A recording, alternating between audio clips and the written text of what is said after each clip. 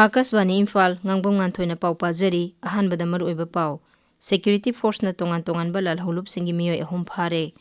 DRDO na ngarang Chandigarh da fighter aircraft system gi high speed rocket sled test mai pakna pangthokre amasung Sri Lanka da nongle nungsit detwa na sikhiba mi masing samri tara sure miyoi chahum kunthra taruk na thiba khangdana leiri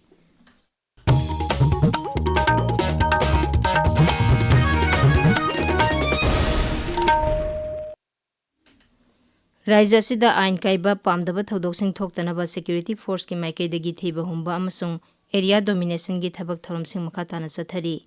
security force na raja sigi tongan ba mafam singda thiba humba gi thabak sathabada aina thingkhraba lalholub ahum gi miyoi sing phare Manipur police control room gi pauna hai security force na ngarang Imphal West Jilla gi Imphal police station na konba uripok yambem lekai area dagi aina thingkhraba lalholub UNLF ki gi miyoi ama phare Miyoi asi misam miyam dagi namduna sel khongat pada senaba miyoi ni Zila asimaki langthabal kunja mayai likai dagi haukiba ningthaukaaba numita aina thingkhraba lalholub KCP PWG gi miyoi ama phare Amaromja Kakching Jilla gi Waikhong police station na konba wabugai kairak asobadagi haukiba ningthaukaaba numita RPF PLA gi miyoi amasu security force na phakhi miyoi asi haujikna Jilla asimaki Waikhong Kangsam lekai da leibani hairi Manipur police ki maikaidagi ain kaina gari thawbasing phaduna fine thian bagi thabak makhatana sathari ngarang Manipur police na ain kaina gari thawba miyoi 19 dagi sel oina rupa 13,000 salan kaktuna khongat pangamki Thawbal Jilla da ngarang lambi gi khudongthiba thodokta gari na thengbadagi angang ama yauna miyoi ani lekhidre police ki pau paladuna ikhoi gi Thawbal paumin hai Imphal More lambi gi Thawbal police station gi manung chana leba Thawbal babu kaithel manakta lambi gi khudongthiba thodokta sahi humpurom suraba halama lekhidre thodok adu ngarang numidang pung 9 khare helapda thokhibani thodok adu miyoi asina lambi da chatlingai da yangna thorokpa chaka mari panba gari amana thomlambani hairi Amarom da ngarang numidang wairam pung 5 rom tabada Thawbal police station gi manung chana leba Kairen bikhokta leibak puba mini tata amana thombada angang ama lekhidre Thodok sing adugi matangda police na case ama lokhatkre Pradhan Mantri Narendra Modi na Prime Minister Office pu Sewa Tirtha haina nauna mingthonkhre social media da thagatpa warolamada Griha Mantri Amit Shah na hai Raj Bhavan bu nauna Lok Bhavan amasung Raj Niwas na Lok Niwas haina mingthonkhre Leibasi hena mapangal kanba amasung chawkhalaba leiba ama oinaba afaba lengak sasan amasung miyamda hena khudongchaba phanghanaba pandamga loinana sangsilaba khongjang achida Masi singthaningai oiba thaurang amani Griha Mantri na hai haukiba sahi 13 da Pradhan Mantri Narendra Modi na lusingba sarkar asina miyamda hena khudong chahanaba thaurang kya paikhatli Pradhan Mantri Narendra Modi na masamakpu Pradhan Sevak ama oina khanduna miyamgi damak pung 12 subna mathau tauri Rashtrapati Draupadi Murmu ngasi numit nini gi khongchatta Tiruvananthapuram da satkani khongchat asigi manungchana Rashtrapati na Navy Day 2025 da saruk yagani Thoromaduda Bharat Navy na ngaksil gilamda tawbang amba sakti adu malengi miyamda uthokani tabiriba pawase Akasvani Imphal dagini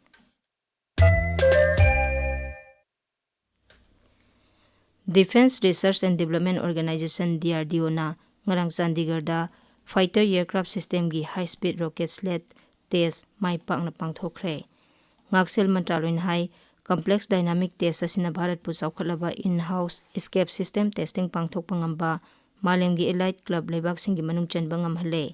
Thoromduda wangangbada ngaksel Mantri Rajnath Singh na changyang adu mai pakna pangthokpagi damak Indian Air Force DRDO amadi atai mari lenaba singbu thagatpa phongdokhi ngaksel gilamda maromdom lepsaba ngamhanaba leba asina changsileba khongjangda ngarang mai pakna changyang pangthokhiba asi yamna singthaningai oiba amani haina mantrina phongdokhi Kendragi Griha Rajya Mantri Nityananda Rai na hairi Mikok thibagi thabak tangkak ani thokna lakliba English ngani kuntareta pangthoknaba sarkarna warep laure Mantrina Lok Sabha da aiba paukum amada hai ahanba tangkak ki oina yumthong masing khangdoklaba matungda mathang chahi gi April dagi hauraga September phawba mikok masing thigani English ngani kuntareta ani suba tangkak ki mikok thibagi thabak chathagadoriba sida magi phurup singi thak khangdokani International Institute for Democracy and Electoral Assistance ki mifam ihan hanba oina Bharat na sabapati oiduna ngasi pangthoklagani Sweden gi Stockholm da pangthokadaba mifam asida Chief Election Commissioner Gyanesh Kumar saruk yagani.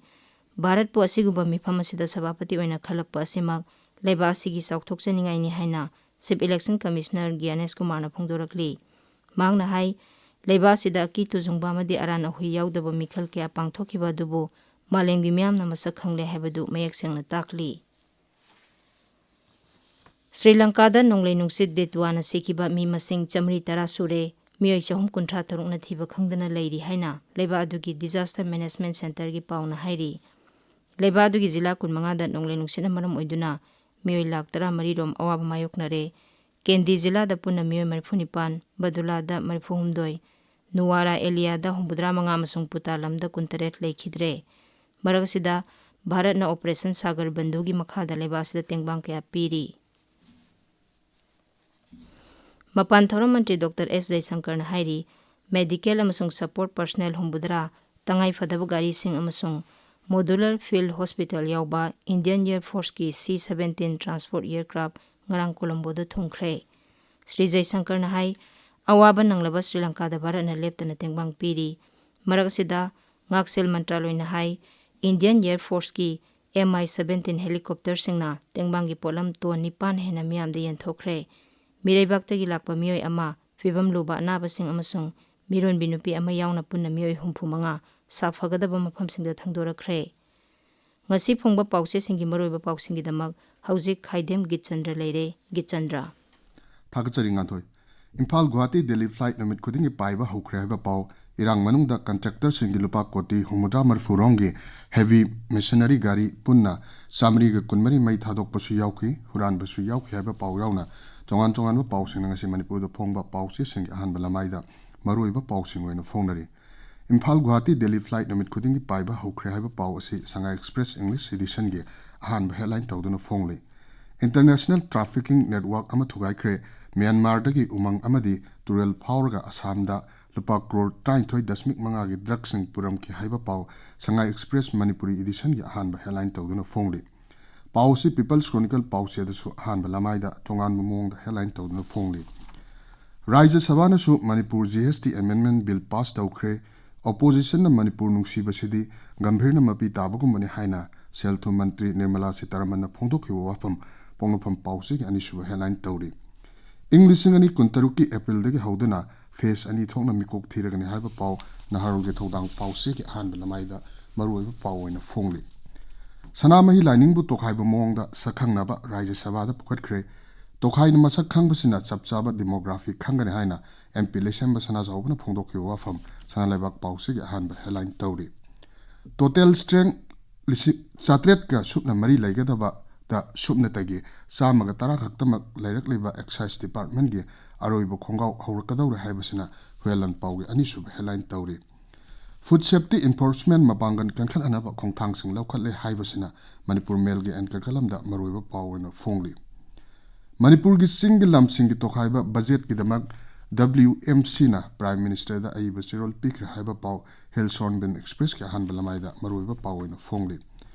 English ngani kuntarek ki mikhalda Manipur da BJP na sakti paigani haina MLA Radhe Shamna phongdokoi wafam ganphu mail gi han balamaida maroiba pawena phongli IDP singna mayumda halhanbiu haiduna tha ama chupna changsin gadaba khongjang ngarang numit ni sukhre haibasina Tamilong Times ki ahan balamaida maroiba pawena phongli Thawal jila da lambi ki khutong theba thodokta angang ama yauna hanama laikhidre haiba paw se sing ahan balamaida maroiba paw singoina phongnari Nganthoi Thagachari Geetchandra aroibada maroiba paw amu hanna Security Force na tongan balal hulup singi meyo ehum phare Defense Research and Development Organization na ngarang Chandigarh da fighter aircraft system gi high speed rocket sled test mai pangna pangthokre amasung Sri Lanka da nonglei nungsit detwa na sikhiba mi masing samri tara sure miyoi chahum kuntra taruk na thiba khangdana leiri pauloi jare